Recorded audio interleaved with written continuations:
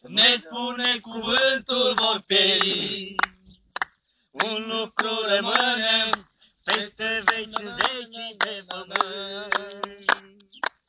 Evanghelia, Evanghelia, Evanghelia are putere, are!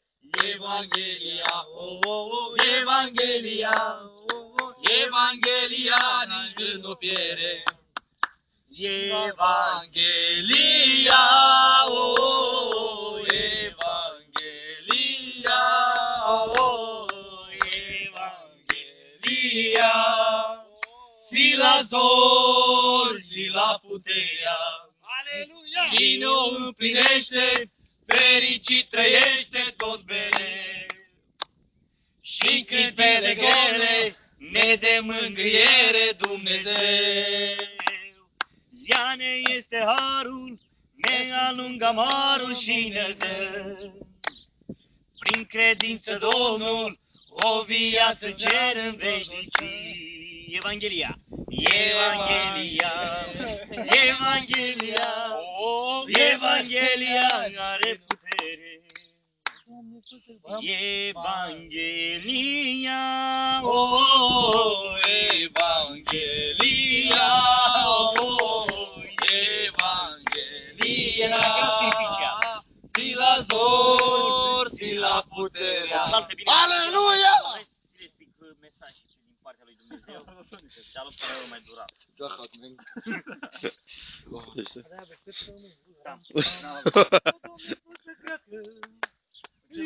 Terminizează. Om dorește un cer, izvor de apă așa eu te doresc.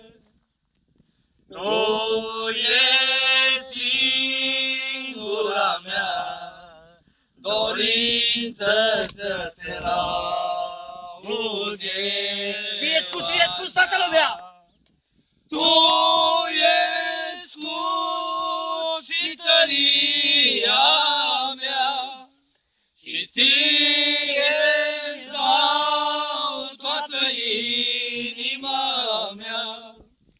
Tu ești singura mea dorință să te laud eu aș vrea. Cine oare meșter mare în întregul univers, care să mă modeleze după chipul său ceresc. Fă din mine ce ai vrea să fiu, ai vrea să fiu, o vioară a iubirii tale, să cânt pe coarda harului ceresc și tot mai mult în dragoste să crezi. Și dacă trăim pentru Domnul trăim, și dacă trăim, pentru Domnul trăim, fie că trăim, fie că murim, noi suntem al Domnului. Și dacă trăim, pentru Domnul trăim, și dacă murim, pentru Domnul murim, fie că trăim, fie că murim, noi suntem ai Lui. Domnul ne-a creat după chipul Său, El ne-a învățat să urăm ce-i rău, să nu ne mai întoarcem pe unde am fost, că n-are niciun rost. Tot ce avem să punem în mâna Lui, în mâna Domnului.